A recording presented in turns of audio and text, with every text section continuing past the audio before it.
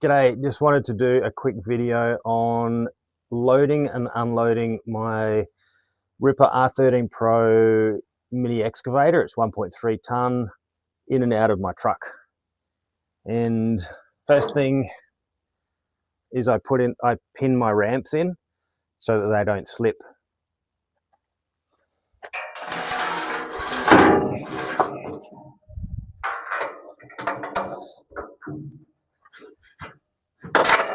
Not sure if everyone pins their ramps in, probably a lot of people don't, but I prefer to pin them. Just that bit of peace of mind. If anything moves, if anything slips, it's not going anywhere.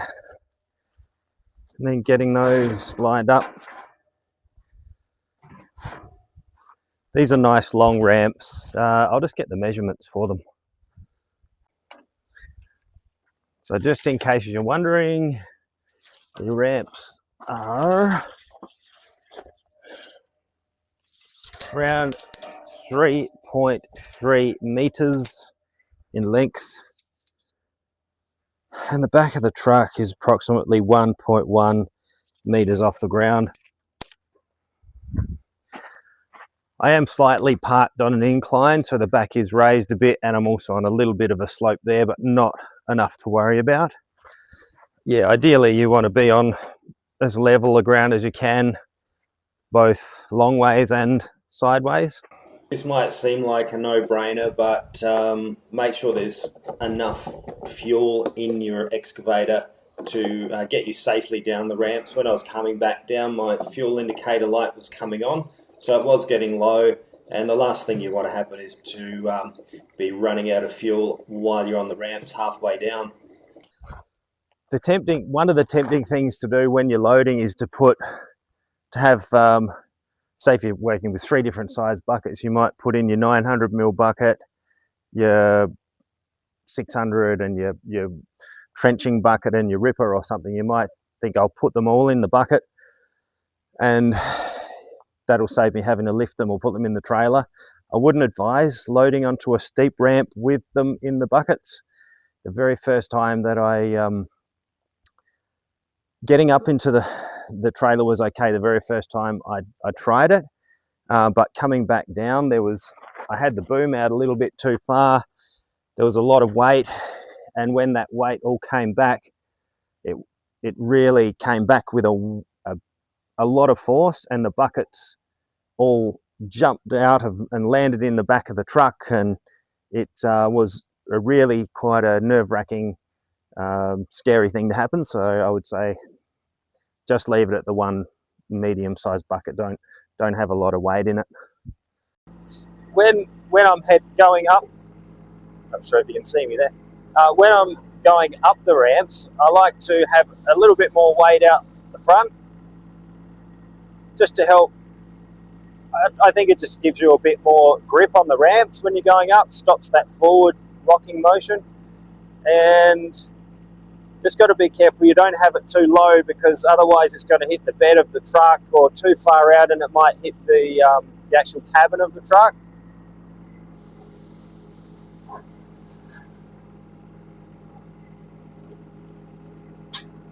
So the little D902 Kubota, well, that's a bit high, hang on, I'll put that down.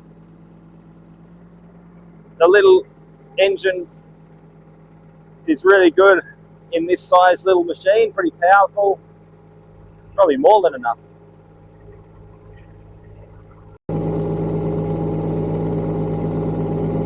So just slowly, and then we're going to get to a bit of a tipping point up here, but I'll bring the boom back in, make sure it's not going to hit anything, and then just slowly forwards.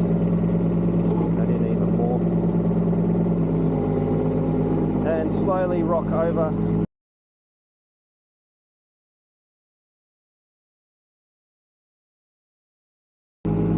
Center it in the truck and push right. Just watch you swing your bucket around too, that you don't hit the cab. And then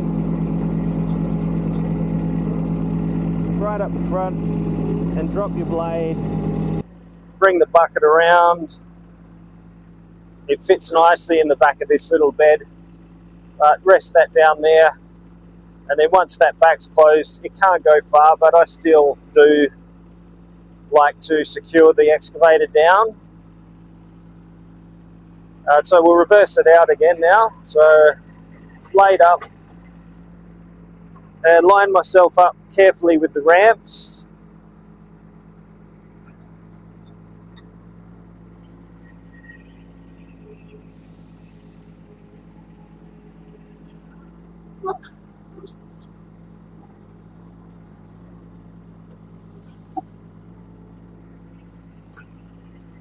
And when coming down, what I do is bring the boom up to keep the center of gravity back towards me rather than out. So when we get to the tipping point and then we go beyond the tipping point, it's not such a drastic lot of weight coming back, because the weight is closer to the machine, closer to the pivot point. That's my theory anyway.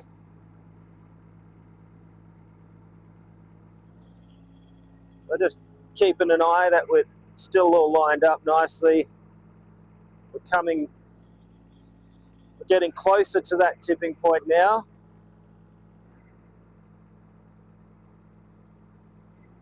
Closer.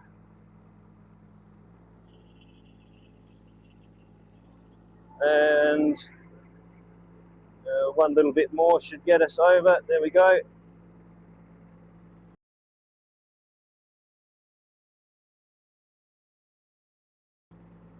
This excavator has rabbit mode and turtle mode.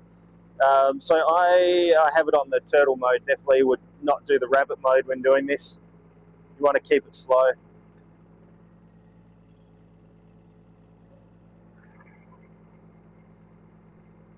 And then just ease back up. Very light. I've only got the controls partly engaged. Don't want to be going back too fast here. Just want to be able to stop at any time. If anything starts happening, you want to be able to stop.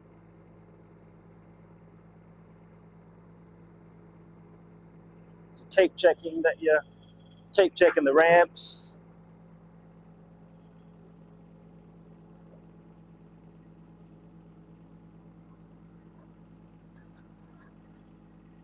And we're off. That's me on and off the ramps. If you got anything out of that, great. If you can give me any tips or anything I can do differently, that'd be great. Yeah, thanks for watching.